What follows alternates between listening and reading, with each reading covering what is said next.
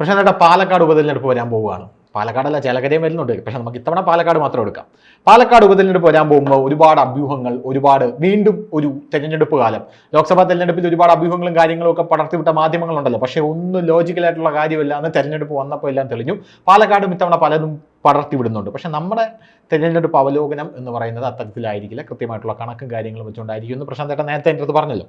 ആ ഒരു കാര്യത്തിൽ ചോദിക്കുകയാണ്. ഒന്നാമത്തെ കാര്യം, ഫസ്റ്റ് പാലക്കാട് BJPയുടെ തെരഞ്ഞെടുപ്പ് സ്ഥാനാർത്ഥി ആരായിരിക്കും എന്നുള്ളൊരു അന്വേഷണം ഞാൻ നടത്തി നോക്കി. BJPയുടെ തെരഞ്ഞെടുപ്പ് സ്ഥാനാർത്ഥി അവിടെ ശോഭാ സുരേന്ദ്രൻ വരും എന്നാണ് പറയുന്നത് പ്രശാന്ത് ഏട്ടൻ. ശോഭാ സുരേന്ദ്രനെ അവിടെ നിർത്താൻ സാധ്യതയില്ല എന്നാണ് നേതൃത്വത്തിൻ്റെ ഉള്ളിൽ നിന്ന് മനസ്സിലാകുന്ന ഒരു കാര്യം. മറിച്ച് അവിടെ സന്ദീപ് വാര്യർ നിൽക്കാനുള്ള സാധ്യത കൂടുതലാണ്. ഒന്ന്.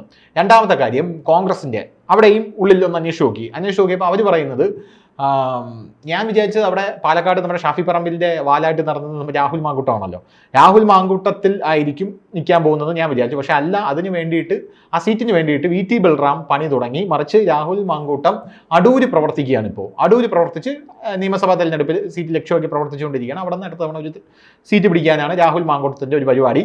ഇത്തവണ ഇവിടെ വന്ന് നിന്ന് കഴിഞ്ഞാൽ അറിയാലോ, ഇനി 1.5 കൊല്ലോ 2 കൊല്ലോ മാത്രമേ ഉള്ളൂ, വീണ്ടും തെരഞ്ഞെടുപ്പ് വരാൻ പോവുകയാണ്. അപ്പോൾ അങ്ങനത്തെ ഒരു സാഹചര്യമൊക്കെ ഉണ്ട്. പോരാത്തതിന് പാലക്കാട് മണ്ഡലം എന്ന് പറയുന്നത് ഷാഫിയുടെ മണ്ഡലം.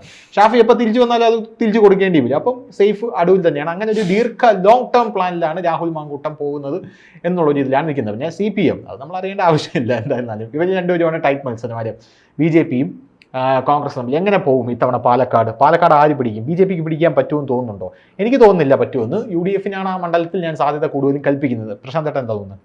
BJP പിടിക്കാൻ പറ്റുമെന്ന് ചോദിച്ചാൽ കഴിഞ്ഞ 3 തെരഞ്ഞെടുപ്പുകൾ BJPയുടെ മുന്നേറ്റം വെച്ച് നോക്കുമ്പോൾ ആ മുന്നേറ്റം ഈ തെരഞ്ഞെടുപ്പിൽ വരുമെങ്കിൽ BJPക്ക് അധികാരത്തിൽ വരാം, അല്ലെങ്കിൽ ആ മണ്ഡലം തിരിച്ചു പിടിക്കും.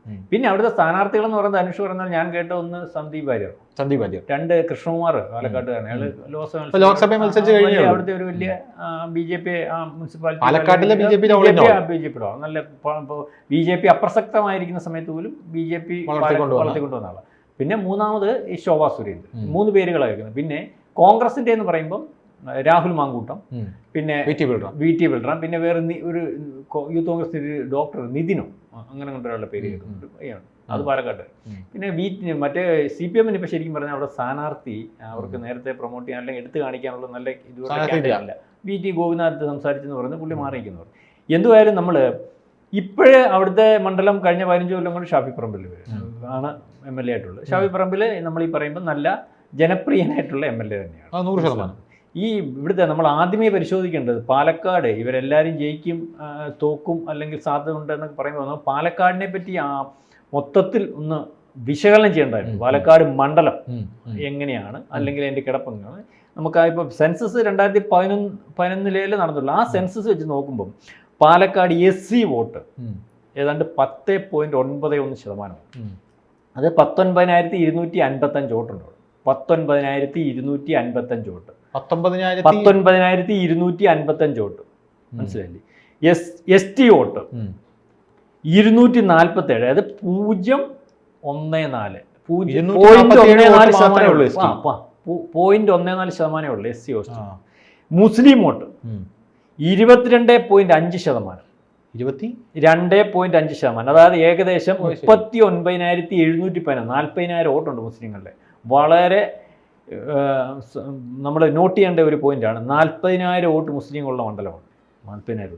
Christian vote 3.2%. വളരെ കുറവ്.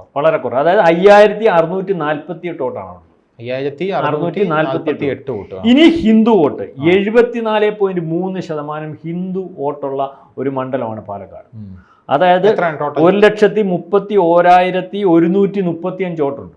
ഇതിനകത്തുനിന്ന് കുറച്ച് വ്യത്യാസം വരും. വേണ്ട 2011 സെൻസസ് ഏതാണ്ട് ഒരു 10-30,000 വോട്ടിൻ്റെ വ്യത്യാസം വരും. അത് ഗ്രാജുവലി മൊത്തത്തിൽ പോകും. നമ്മൾ ഏകദേശം ഒരു കണക്ക് പറയാൻ വേണ്ടി മനസ്സിലായി. അതായത് 75% എന്ന് പറയുന്നത് ഹിന്ദുക്കളുള്ള മണ്ഡലം, 22% മുസ്ലിങ്ങളുള്ള മണ്ഡലം, ബാക്കി 2 കൂട്ടുണ്ട്. ഇത് 2 നമ്മൾ നോക്കിയാൽ മതി. അപ്പം ഈ മണ്ഡലത്തിൽ 2011 തൊട്ട് 2021 വരെ നമ്മൾ പരിശോധിക്കുമ്പം BJP 2011 19.87% വോട്ട് അവിടെ. 2011 3 തെരഞ്ഞെടുപ്പ് വരുന്നതിന് മുമ്പേ നമ്മൾ അസംബ്ലി തെരഞ്ഞെടുപ്പാണ് ഞാൻ പറയുന്നത്. 2011, 2016, 2021. ഇനി 2024 നരേന്ദ്രമോദി 14 അതിന് മുമ്പാണ്, നരേന്ദ്രമോദി വരുന്നതിന് മുമ്പ്. നരേന്ദ്രമോദി എഫക്റ്റിന് മുമ്പേ 19.87% അവിടെ വോട്ട് BJPയുടെ. ആ സമയത്ത് കോൺഗ്രസിന്റെ വോട്ടെന്ന് പറയുമ്പോൾ 42.41%. 35 അത് 36% CPM വോട്ടുണ്ട്. നമ്മൾ പരിശോധിക്കേണ്ടത് അത് 2016 ആയപ്പോഴത്തേന് 10% കൂടി 29% BJPക്കും, CPM വോട്ട് 28% കുറയുകയും ആ ഇന്ത്യൻ നാഷണൽ കോൺഗ്രസിന്റെ അതായത് വോട്ട് 1% കുറഞ്ഞു, അതായത് 41.77 ആയി. മനസ്സിലായി? കോൺഗ്രസിന്റെ വോട്ടിന് 1% CPM വോട്ടാണ് ഇടിഞ്ഞത്. മൂന്നാമത് ഇപ്പൊ 2020 കഴിഞ്ഞ തെരഞ്ഞെടുപ്പില് ഇന്ത്യൻ നാഷണൽ കോൺഗ്രസിന്റെ വോട്ട് 38%. BJPയുടെ വോട്ട് 35.35, അതായത് 35.5% വോട്ടാണ്. ഏറ്റവും അവസാനം നടന്ന തെരഞ്ഞെടുപ്പാണ്. അപ്പോൾ CPM വോട്ട് 25.64, 25%-ലേക്ക് 35-ൽ നിന്ന് 25%-ലേക്ക് കുറഞ്ഞു. BJPയുടെ വോട്ട് 3 തെരഞ്ഞെടുപ്പിലുമായിട്ട് ഏതാണ്ട് 15.5% കൂടുമ്പോൾ, 2021 ഈ ശ്രീധരൻ ഫാക്ടർ 15% കൂടുമ്പോൾ, അത് 15.48% കൂടിയിട്ടുണ്ട്. അതിനത് കുറഞ്ഞത്, അവിടെ കുറവ് കാണിക്കുന്നത് 10% CPM-ന്റെയും 4.3% മൊത്തത്തിൽ കോൺഗ്രസിൻ്റെയുമായി കുറഞ്ഞിരിക്കുന്നത്. കഴിഞ്ഞ തെരഞ്ഞെടുപ്പിൽ ഏതാണ്ട് 4,000-ന് 150 വോട്ടിൻ്റെ കുറവിലാണ് ഈ ശ്രീധരൻ തോൽക്കുന്നത്. 2.7% വ്യത്യാസം കോൺഗ്രസും BJPയും തമ്മിൽ ഉണ്ടായിട്ടുള്ളത്. വളരെ നേരിയ വ്യത്യാസം, 2.7%. ഈ ശ്രീധരൻ അങ്ങനെ പറയാൻ പറ്റത്തില്ല ധനുഷ്. അവിടെ ഈ ശ്രീധരനെക്കാട്ടി നല്ല കാൻഡിഡേറ്റ് ശരിക്കും ശോഭാ സുരേന്ദ്രനായിരുന്നു. നമ്മൾ വേറെ ഒന്നും കൊണ്ടും പറയുന്നില്ല. 19.87 നിന്ന് 10% ഒറ്റയടിക്ക് ഹൈപ്പ് കൊണ്ടുവന്നൊരു സ്ഥാനാർത്ഥിയാണ് ശോഭാ സുരേന്ദ്രൻ. ഇത് സവർണ മണ്ഡലമാണ്, നിങ്ങൾ പരിശോധിക്കണം. സവർണ മണ്ഡലം എല്ലാവരും പറയില്ല, ജാതി മതം നോക്കണം. ഈഴവ കാൻഡിഡേറ്റ് അവിടെ തന്നെ, അവിടെ ഈഴവർ ഈ പറഞ്ഞ ഹിന്ദു നമ്മൾ പറഞ്ഞ ശരിയല്ലേ കുറവാണ്. എന്നിട്ട് പോലും ആ സ്ത്രീക്ക് അത്ര ഉയർത്തി കൊണ്ടുവന്ന് അതൊരു BJPയുടെ മണ്ഡലമാക്കി കൊണ്ടുവന്ന സ്ഥാനാർത്ഥി ശോഭാ സുരേന്ദ്രൻ. നമ്മൾ ഈ പറയുമ്പം കൃഷ്ണകുമാറിന് മത്സരിക്കാം, എന്തായാലും കൃഷ്ണകുമാർ അന്ന് മത്സരിച്ചാൽ. ഞാൻ ചോദിച്ചിട്ടെ, ശോഭാ സുരേന്ദ്രൻ എന്തിനാ അവിടെ മത്സരിപ്പിച്ചേ? അല്ലെങ്കിൽ ഈ പറഞ്ഞ നിങ്ങൾ വേറെ കാൻഡിഡേറ്റ്സ് ഉണ്ടല്ലോ, അന്ന് എന്തിനാ ശോഭാ സുരേന്ദ്രനെ അവിടെ മത്സരിപ്പിച്ചു? ഇനിയായാലും എൻ്റെ ഒരു അഭിപ്രായം അനുസരിച്ച്, എൻ്റെ ഒരു നിരീക്ഷണം അനുസരിച്ച്, ഇപ്പോൾ ധനുഷ് പറഞ്ഞതുപോലെ കോൺഗ്രസിൻ്റെ കാൻഡിഡേറ്റ് 100%, എനിക്കറിയാം ആര്, എൻ്റെ കണക്കുകൾ നിങ്ങൾ ഇപ്പോഴേ എഴുതി വെച്ചു, രാഹുൽ മാങ്കൂട്ടത്തിലാണ് യൂത്ത് കോൺഗ്രസിന്റെ സംസ്ഥാന പ്രസിഡന്റ്. VT ബൽറാം വരുന്നുണ്ട്. പക്ഷെ VT ബൽറാം അവിടെ വരുമ്പോഴത്തേന് ഹിന്ദു വോട്ടുകൾക്കകത്ത് പ്രശ്നമുണ്ട്. കാരണം നേരത്തെ അയാൾ ഹിന്ദുക്കൾക്കെതിരെ വലിയ മുതലെടുക്കുകയും ചെയ്യും. അപ്പം അതിന് സാധ്യതയില്ല. മാത്രമല്ല ഷാഫി പറമ്പിലിന്റെ സ്വന്തം ആളായിട്ട്, അല്ലെങ്കിൽ ഷാഫി പറമ്പിൽ പറയുന്ന പേര് രാഹുൽ മാങ്കൂട്ടത്തിന്റെ ആയിരിക്കും. രണ്ടാമത് ഷാഫി പറമ്പിൽ ആ ഇലക്ഷൻ ആദ്യം തൊട്ട് അവസാനം വരെ രാഹുൽ മാങ്കൂട്ടത്തിന് വേണ്ടി മണ്ഡലത്തിൽ കാണും. ഷാഫി പറമ്പിൽ മണ്ഡലത്തിൽ കാണുന്നതിൻ്റെ ഒരു പ്രയോജനം എന്ന് പറഞ്ഞാൽ അയാൾ സുപരിചിതനാണ്, അയാൾ പറഞ്ഞാൽ ചില കാര്യങ്ങളൊക്കെ നടക്കുകയില്ല. ഇതിനെയൊക്കെ മറികടക്കുന്ന ഒരു കാൻഡിഡേറ്റ് വരണമെങ്കിൽ ശോഭാ സുരേന്ദ്രൻ തന്നെ വരണം. ശോഭാ സുരേന്ദ്രൻ വന്നാലുള്ള ഗുണം മണ്ഡലത്തിനകത്ത് ചർച്ചയായും വെളിയിലും ചർച്ചയാവും, മാധ്യമ ശ്രദ്ധയും കിട്ടും. ഇതെല്ലാം ഒരു ഇലക്ഷൻ. ഈ ശോഭാ സുരേന്ദ്രൻ വരണമെന്ന് പറയുമ്പോൾ ശോഭാ സുരേന്ദ്രനും പാലക്കാട് ജില്ലാ നേതൃത്വവും തമ്മിൽ വലിയ അടിയാണെന്നാണ് ഞാൻ മനസ്സിലാക്കുന്നത്. ഇവരെ അടി ഇതുവരെ തീർന്നില്ല. ശോഭാ സുരേന്ദ്രൻ വന്ന അടി കൂടെ കാലി വാരും. ഞാനല്ല, അടി തീർന്നില്ലെങ്കിൽ നടക്കത്തില്ല. ഒരു നിങ്ങളീ പറഞ്ഞാൽ ഈ അടിയുടെ ഗുണം ഇവിടെ ഈ 10-20% വോട്ട് BJPക്ക് ഇവിടെ കിട്ടി, അല്ലെങ്കിൽ ആൾക്കാർ വോട്ട് ചെയ്യാൻ തീരുമാനിച്ചു, ക്രിസ്ത്യാനി വോട്ട് ചെയ്യാൻ തീരുമാനിച്ചു. നിങ്ങൾ പറയുന്ന ഇതുപോലെ BJPയുടെ എന്ന് പറയുന്ന ഒറ്റ മണ്ഡലത്തിൽ BJP ഇപ്പോഴും ജയിച്ചില്ല. അങ്ങനെ തിരുവനന്തപുരം ജയിക്കണ്ടേ? ഇതുപോലെ കാൻഡിഡേറ്റിന്റെ ബലം കൊണ്ടും BJPയിൽ ബോധ്യം വന്ന് BJPക്ക് വോട്ട് ചെയ്യാൻ തീരുമാനിച്ചിട്ടുള്ളതേ ഉള്ളൂ. അപ്പോഴത്തേന് ഇനി ജയിച്ചാലാ MLA ആവുന്നേ, തോറ്റാലല്ല. അത് നിങ്ങൾ മനസ്സിലാക്കണം.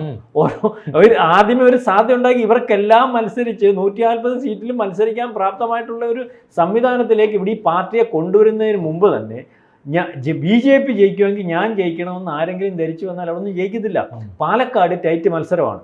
പാലക്കാട് ഈ മത്സരത്തിൽ ഈ അവസ്ഥയിലേക്ക് കൊണ്ടുവന്ന് കഴിഞ്ഞ പ്രാവശ്യം ശോഭാ സുരേന്ദ്രൻ മാറിയിട്ട് ഇദ്ദേഹം വന്നപ്പോഴും അദ്ദേഹത്തിൻ്റെ ഒരു ഇമേജും അദ്ദേഹത്തിൻ്റെ കഴിവും ഒക്കെ മറികടന്ന് ഷാഫി അവിടെ വീണ്ടും ജയിക്കുക. അപ്പം ഈ പ്രാവശ്യം ഷാഫി പോകുന്ന ഗ്യാപ്പിൽ BJPക്ക് എവിടെ BJPയുടെ ഇതുവരെയുള്ള മുന്നേറ്റം വെച്ചിട്ട് BJP ജയിക്കാം. ഈ ഷാഫി പോകുന്ന ഗ്യാപ്പിൽ BJPക്ക് ജയിക്കണമെങ്കിൽ അതുപോലെ പുള്ളിങ് കാൻഡിഡേറ്റിനെ കൊണ്ടിട്ടല്ലേ അവിടെ ജയിക്കാൻ പറ്റത്തുള്ളൂ. നമ്മൾ ഈ പറയുമ്പോൾ രാഷ്ട്രീയമല്ല പറയുന്നത്, ഈ നടക്കാൻ പോകുന്ന കാര്യം. അപ്പോൾ അതിന് പ്രാപ്തമായിട്ടുള്ള കാൻഡിഡേറ്റ് ശോഭ തന്നെയാണ്. കാരണം ശോഭയുടെ ഇതുവരെയുള്ള കരിയർ അതാണ്. ശോഭയ്ക്ക് അതിന് കഴിയുന്ന സ്ത്രീയാണ്. ഓരോരുത്തർക്ക് ഓരോ കഴിവുണ്ട്. നമ്മൾ ഈ കഴിവില്ലെന്ന് പറഞ്ഞ ഇപ്പൊ തന്നെ ഷാഫി പറമ്പിൽ ഒരു കഴിവുണ്ട്. കോൺഗ്രസിന്റെ ഏറ്റവും പുള്ളിങ് കാൻഡിഡേറ്റ്, അവൻ എവിടെ കൊണ്ട് നിർത്തിയാലും ജയിക്കും. അതല്ല, കൊണ്ട് കയറും ആൾക്കാർ, ജാതി മതവും നോക്കാതെ ആൾക്കാർ കയറും. പറഞ്ഞു സാർ, സുരേഷ് ഗോപിക്ക് ഉള്ള കഴിവെന്ന് പറയാൻ കണ്ടില്ലേ, അവിടെ കൊണ്ടുകയറി എങ്ങനെ. അവിടെ ഈ ഗുരുവായൂർ അപ്പുറമുള്ളത് പല മേഖലയിലും മുസ്ലിങ്ങൾ മാത്രമുള്ളത് പരിശോധിച്ചപ്പം നേരിയ തോതിൽ മുസ്ലിം വോട്ടും വന്നില്ലേ. അത് അദ്ദേഹത്തിന് ആ ജനത്തെ കയ്യിലെടുക്കാൻ കഴിയുന്നു. അപ്പൊ ജനത്തെ കയ്യിലെടുക്കാൻ കഴിയുന്ന കാൻഡിഡേറ്റ് ഉണ്ടാവണം. മാത്രമല്ല ഇവിടെ ഇപ്പം CPM-ന്റെ കുറവ്. ഇനിയും വേറെ കാര്യം ഇതിനകത്ത് പഠിക്കാനുണ്ട്. നിയമസഭാ തെരഞ്ഞെടുപ്പിലേ ഉള്ളൂ ഈ CPM-ന് കുഴപ്പം വന്നേക്കുന്നേ. ഈ ലോക്സഭാ തെരഞ്ഞെടുപ്പിൽ 2024 വരെ പരിശോധിക്കുമ്പോൾ CPM 2ാം സ്ഥാനത്ത് വരുന്നേ. എല്ലായിടത്തും 35, 39, 32, 33, ഏറ്റവും അവസാനം 33%. അപ്പൊ അവരുടെ വോട്ട് അവിടെ കുറഞ്ഞിട്ടില്ല. നമ്മൾ ഈ പറയുമ്പോൾ അവിടെ കുറഞ്ഞു, BJP വളർന്നു എന്ന് പറയുമ്പോൾ നിയമസഭാ തെരഞ്ഞെടുപ്പിൽ BJPക്ക് അനുകൂലമായിട്ട് അവിടെ ഒരു തീരുമാനം എടുക്കുന്നതിന്റെ കാരണം, BJPക്ക് അനുകൂലമായിട്ട് തീരുമാനം അവിടുത്തെ ജനങ്ങൾ എടുക്കണമെങ്കിൽ അതുപോലുള്ള കാൻഡിഡേറ്റ് ആണെങ്കിലേ എടുക്കത്തുള്ളൂ. ജയിക്കാൻ സാധിക്കും. അത് BJP കൂടെ വിചാരിക്കണം.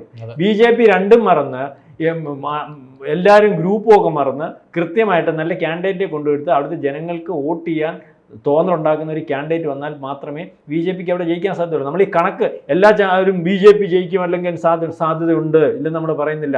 കാരണം ഈ 3 തെരഞ്ഞെടുപ്പ് കൊണ്ട് ഏതാണ്ട് 35-36% ഒരു പാർട്ടിക്ക് വോട്ട് പിടിച്ച് നിൽക്കുക എന്ന് പറഞ്ഞാൽ ആ പാർട്ടി അവിടെ ജയിക്കുന്ന പാർട്ടിയാണ്. 30-നപ്പുറം പോയാൽ ആ പാർട്ടിക്ക് ജയിക്കും. അപ്പം അതിനകത്ത് 2%, 2%, 1%, 0.5% ആയാലും ആർക്കാ കൂടുതലെന്ന് വെച്ചാൽ അവരാ ജയിക്കുന്നത്.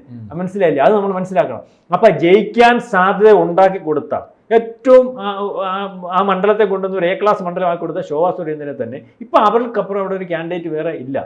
മനസ്സിലായില്ലേ? നമ്മൾ ഇതൊരു സാധ്യത ഉണ്ട്, കൊണ്ടു കൊടുത്താൽ അവർ ജയിക്കും. പിന്നെ അതിനുശേഷം ആ മണ്ഡലം BJPയുടേതായിട്ട് മാറിക്കഴിയുമ്പോൾ ഏത് കാൻഡിഡേറ്റ് ഇരുന്നാലും ജയിക്കും. ഇപ്രാവശ്യം ഉള്ളൊരു പ്രശ്നം എന്ന് പറഞ്ഞാൽ BJPക്ക് ഇവിടെ സാധ്യത ഉണ്ടെന്ന് കണ്ടുകൊണ്ട് അവിടെ വോട്ട് മറിക്കാൻ പോലും സാധ്യതയുണ്ട്. 100%. കോൺഗ്രസ് അതിന് ഇന്ന് രാഹുൽ മാങ്കുണ്ടത്തിൽ പ്രസ്താവന ഇറങ്ങിയിട്ടുണ്ട്. ഇവിടെ CPM പരാജയപ്പെടാൻ പാടില്ല. CPM ഉണ്ടെങ്കിലേ ഇവിടെ BJPയെ മാറ്റി നിർത്താൻ. കോൺഗ്രസ് പരാജയപ്പെടുമ്പോൾ CPM പ്രസ്താവന. ആ ഒരു പ്രസ്താവനയ്ക്കകത്ത് വലിയൊരു അടുത്ത പ്രാവശ്യം മത്സരിക്കാൻ പോകുന്നതിനകത്ത് മുൻകൂട്ടി CPM-ന്റെ ഭാഗത്തു നിന്നുള്ള സഹായം വേണം എന്ന്. CPM ചെയ്യുന്ന ലോകാബദ്ധമാണ്. അവിടെ പിച്ചറിയുന്നേ അവർ പോവും, പറഞ്ഞാൽ മനസ്സിലാകുന്നത്. എന്നാലും നമ്മുടെ കോഴിക്കോട് മണ്ഡലത്തിൽ നേരത്തെ സുരേന്ദ്രൻ മത്സരിച്ചുകൊണ്ടിരുന്നിടത്ത് എപ്പോഴും CPM സഹായിച്ചാണല്ലോ അവിടെ മുസ്ലിം ലീഗിന്റെ കാൻഡിഡേറ്റ് ജയിക്കുന്ന 2000 വോട്ട്. ഇതേ രീതിയിൽ ഇവിടെ ഇനി സാധ്യതയുണ്ട്. അതിനെയൊക്കെ മറികടക്കണമെങ്കിൽ ഈ നമ്മളീ പറഞ്ഞ പോലെ മലവെള്ള പാച്ചൂർ, നേരത്തെ നമ്മൾ ചർച്ചയിൽ പറഞ്ഞു, മലവെള്ള പാച്ചൂരുകൾ വോട്ട് വരും, സുരേഷ് ഗോപി ഇവിടെ തോപ്പിക്കാൻ പറ്റത്തില്ലെന്ന് പറഞ്ഞ് ജനങ്ങൾക്ക് പ്രാപ്തമായിട്ടുള്ള ഒരു കാൻഡിഡേറ്റിനെ കൊണ്ടുവരുത്തി അതുപോലെ വോട്ട് ഒഴുകി വന്നാൽ മാത്രമേ പാലക്കാട് സുരക്ഷിതമായിട്ട് അല്ലെങ്കിൽ ഈസി വാക്ക് ഓവർ ജയിക്കാൻ പറ്റത്തുള്ളൂ. അല്ലെങ്കിൽ മത്സരം കാഴ്ചവെക്കാവുന്ന അവസ്ഥയിലേക്ക് പോകും. സുരക്ഷിതമായിട്ട് ജയിക്കത്തില്ലെന്നല്ല നമ്മൾ പറഞ്ഞത്, ജയിക്കണമെങ്കിൽ ജയിക്കാൻ ഒരേപോലെ സാധ്യത കോൺഗ്രസിനും BJPക്കും അവിടെ ഇപ്പോൾ ഉണ്ട്. അപ്പം അതിന് BJPക്ക് ജയിക്കണമെങ്കിൽ BJP രണ്ടും മറന്ന് ഒരു ഗ്രൂപ്പ് നോക്കാതെ ഏതെങ്കിലും കാൻഡിഡേറ്റ് കൈമേയ് മറന്ന് പണിയെടുക്കണം. ഇപ്പൊ അവർ നിർത്താൻ പോകുന്ന, കോൺഗ്രസ് നിർത്താൻ പോകുന്ന ഏറ്റവും പ്രോമിറ്റ് കാൻഡിഡേറ്റ് രാഹുൽ മാങ്കൂട്ടത്തിലായിരിക്കും. രാഹുൽ മാങ്കൂട്ടത്തിൽ എന്ന് പറയുമ്പോൾ അതിന് അവിടുത്തെ MLA ഫുൾ സപ്പോർട്ട് വരും. മാത്രമല്ല യൂത്ത് കോൺഗ്രസ് സംസ്ഥാന പ്രസിഡന്റ് അയാൾ ചർച്ച ചെയ്യപ്പെടുന്ന ഒരാളാണ്. ഇപ്പോൾ ചാനലിലൊക്കെ വന്നു, അല്ലെങ്കിൽ യുവജന രാഹുൽ അവിടെ വന്നു കഴിഞ്ഞാൽ BJP പത്മജയെ ഇറങ്ങണം എന്നാ ഞാൻ പറയുന്നത്. അല്ല, ഇതിനെങ്കിലും ക്യാമ്പയിനെങ്കിലും ഇറക്കണം. പത്മജ ഇറങ്ങി കഴിഞ്ഞാൽ രാഹുലിന് 8ന്റെ പണി അവിടെ വരും. പക്ഷെ പത്മജയ്ക്ക് അവിടെ ക്യാമ്പയിന് കാണും. നമ്മൾക്ക് ഇപ്പം ഇതിനകത്ത് നമ്മുടെ ഈ കണക്ക് പരിശോധിച്ച വിശകലനത്തിനകത്തുനിന്ന് മനസ്സിലാവുന്നത് അവിടെ നമ്മൾ കേൾക്കുന്ന മുൻ കാൻഡിഡേറ്റ് BJPയുടെ ശോഭാ സുരേന്ദ്രനും അല്ലെങ്കിൽ കൃഷ്ണകുമാറും ഈ പറഞ്ഞതുപോലെ സന്ദീപ് വാര്യരും. കോൺഗ്രസിന്റെ മുൻപ് കാൻഡിഡേറ്റ് എന്ന് പറയുന്നത് ഒന്ന് മാങ്കൂട്ടത്തിൽ, 2 VT ബൽറാം, മറ്റേ ഒരു നിതിൻ എന്ന് പറയുന്ന ഒരു യൂത്ത് കോൺഗ്രസ് നേതാവ്. അദ്ദേഹത്തിന്റെ പേരൊന്നും നമ്മൾ വെളി വരുന്നില്ല. അവിടെ മാങ്കൂട്ടത്തിനെതിരെ മത്സരിക്കാൻ പ്രാപ്തമായിട്ട് കാൻഡിഡേറ്റ് ശോഭാ സുരേന്ദ്രനായിരിക്കും. അങ്ങനെ വരുമ്പോൾ ഇവിടെ BJP ജയിക്കും.